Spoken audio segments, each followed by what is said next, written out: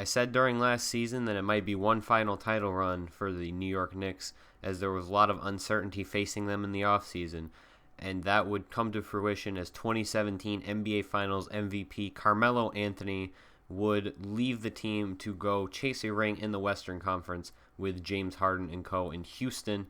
As well, I should mention, Avery Bradley did leave. I do not know what team he signed with. It did not give me a notification, but he did not re-sign with the team as he did not want the contract that we were willing to offer him. So let's get underway with our offseason for 2018. So before we even knew Melo was going to leave, I decided I wanted to shake up the bench a little bit. Kelly Olynyk was really a weak link defensively this year. In games that I played with him, our bench defense would just plummet when we put in Kelly Olynyk, and the offensive difference that we got from putting him in wasn't outweighing the difference that we lost defensively. And this trade originally just started with me looking in the trade finder at Kelly Olynyk, and it came up with this interesting trade, Kelly Olynyk for Thon Maker, as well as we would give up Bismack Biyombo, and I turned it into Kelly Olynyk, Bismack Biyombo, and a second-round pick for Thon Maker and 2 second-round picks. We didn't have a first-round pick in the upcoming draft, and I didn't really know what I wanted to do draft strategy-wise, so I was kind of banking on this second-round pick turning into something, and I figured we could give up an extra second-round pick in exchange for that. So we didn't have any picks. We didn't have a first-round pick for the next 2 drafts. So I figured we could give up a second-round pick next year and see what we could do with this first-round pick, or second-round pick, this year. As well as acquiring Thon Maker, who, if you guys have followed throughout the series, and I'll talk about this a little bit later too, Hassan Whiteside is a free agent after this season, and Thon Maker can fill that Whiteside role of defense and rebounding pretty effectively, as well as he has potential to grow, as he was, I believe, a top 5 pick in one of these recent drafts. So we'll see what he can turn into for us. But I like the trade overall, even though we did have to give up Biyombo, which I wasn't really a fan of. Thon Maker will take up his minutes on the bench this year at least. So here are our team options for this upcoming season. We had options on Porzingis and Grant that we accepted, and we turned down Patrick Beverley's because I didn't know what he was going to be worth on the open market. I was willing to take a gamble that it was less than $5.03 million, and obviously Carmelo Anthony had a team or a player option that he turned down as well. And here you can take a look at our list of free agents, and spoiler alert, none of them will be on the team next year besides Patrick Beverley, who we are about to re-sign to a 1-year $4 million contract. I think it's 4.06 ends up being the final number, as you'll see on your screen right in front of you. And we would not add anything else to that, any options or anything. So we're on to the busiest part of the Knicks offseason free agency. We would start by bringing back a former face, KJ McDaniels, who was the linchpin of the Gabe Green trade a couple years ago, to a 2-year, $6 million a year contract. We went out and signed Jordan Clarkson to a 1-and-1 contract, a team option on the second year of $7 million. Performed very well for Charlotte last year and had a couple good years on the Lakers as well early on.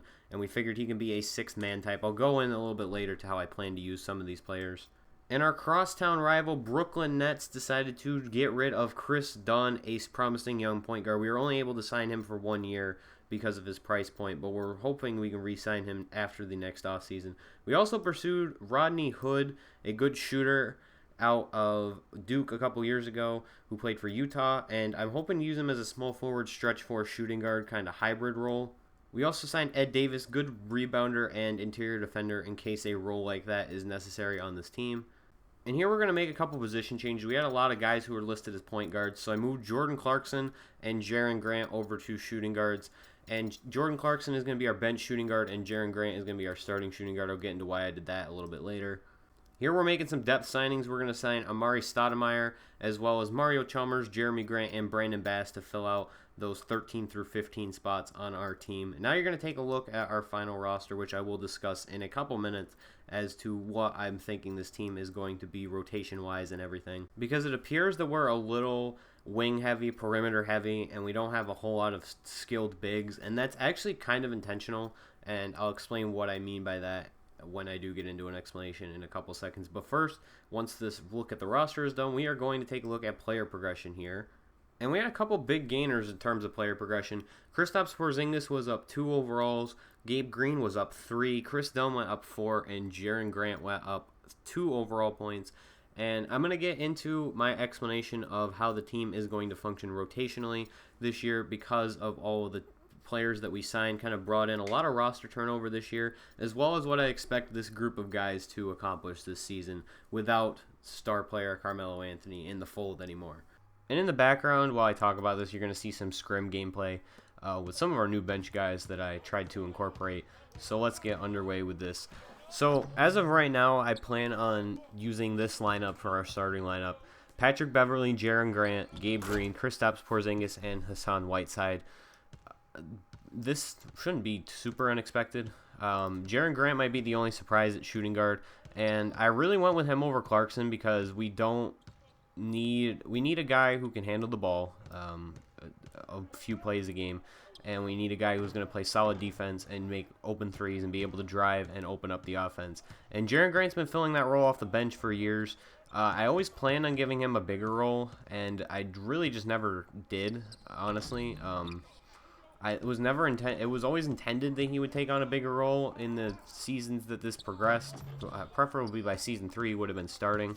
And I went with Beverly in that starting point guard spot over Chris Dunn because I did the same thing to Grant a few years for the last couple years. I gave Beverly the starting spot over him because of his defense, and that's pretty much the only reason why, is because if we didn't have Patrick Beverly in the lineup, all of our perimeter guys would have C+ defense or worse. In the case of Chris Dunn, it would have been even lower. Chris Dunn, the only reason that Patrick Beverley, the only reason he's even starting is because of his defense, to be completely honest.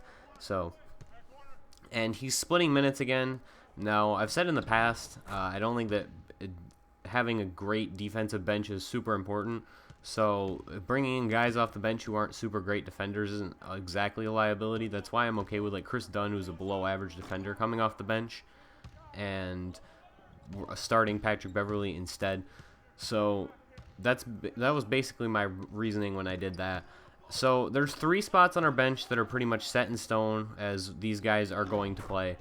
Jordan Clarkson, Chris Dunn, and Thon Maker. Now Chris Dunn, because we wanted to get him playing time to progress into a starting point guard, because that's my plan for next season. Why we only signed Patrick Beverley to a 1-year deal, honestly, was because we anticipated a situation with someone like Chris Dunn coming up. Once we signed him this offseason. I don't know why Brooklyn didn't re-sign him, but I was definitely going to take advantage of it, as he had a pretty good year last year. It wasn't like he was a bust or anything in his early parts of his career. He's been playing very well, so I didn't really understand why they just didn't sign him. Jordan Clarkson, because I wanted a 6th man type out of this offseason, meaning a guy who can just create his own offense, his own shot off the dribble. He can go inside and score.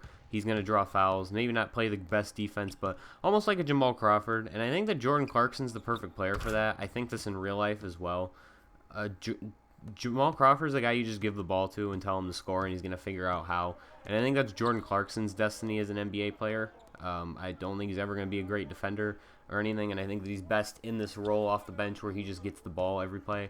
Now, that kind of does create a double with Chris Dunn, where you want Chris Dunn handling the ball a lot to get experience as a point guard, but I'm fairly confident in Clarkson's abilities off the dribble as well, so that doesn't really concern me. And Thon Maker, we traded for him. He's eventually going to replace Whiteside. I don't plan on bringing Whiteside back, and I'll talk about that in a couple seconds, but we're pretty much going to have to give him playing time in that Biyombo role as probably our only big man off the bench. We're going to probably slide someone over to power forward in many lineups, like Gabe Green possibly, or Rodney Hood, or whoever fills that other spot off the bench.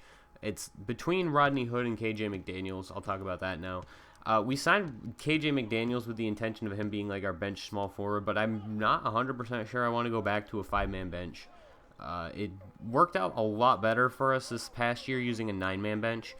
I feel like our team played a lot more in rhythm because we always had at least 2 guys from the starting lineup in the game, and it really helped out our flow and maintaining composure throughout the game when I played games. I don't know if that really worked out, but we had the exact same roster last year plus Gabe Green and won, I believe, 8 more games than we did the season before.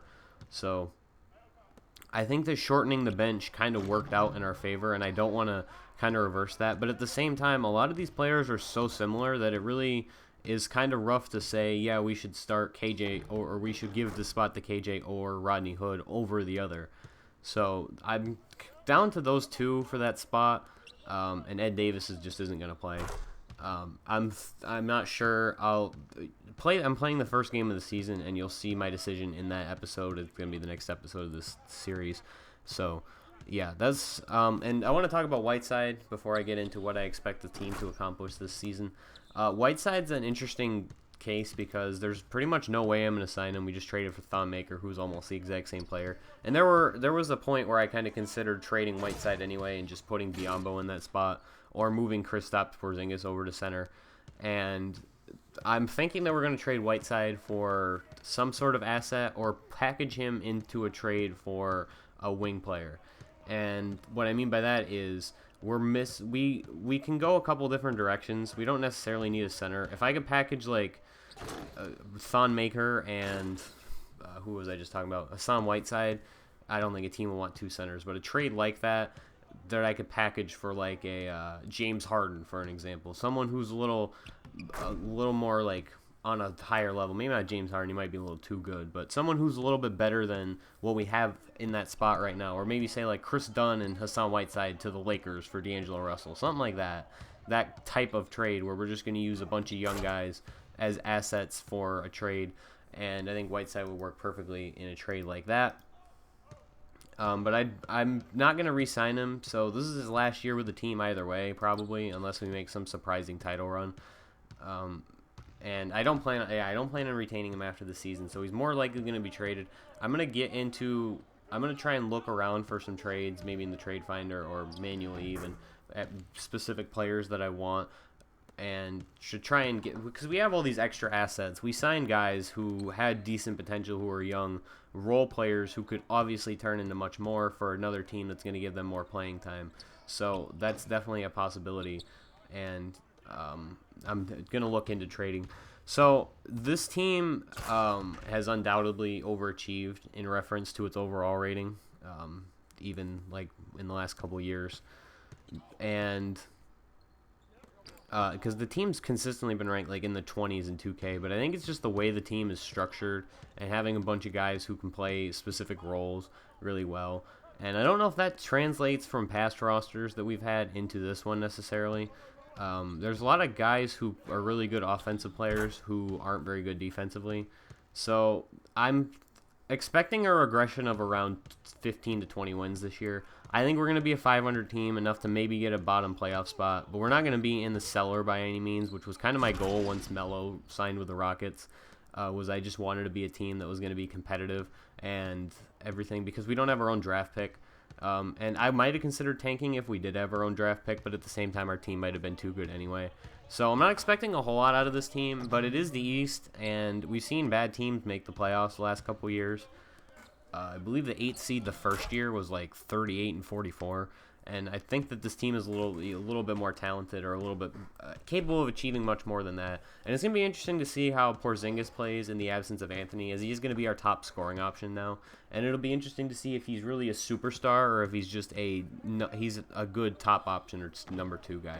So that'll do it for this offseason. Very busy offseason, very long video. I apologize for that.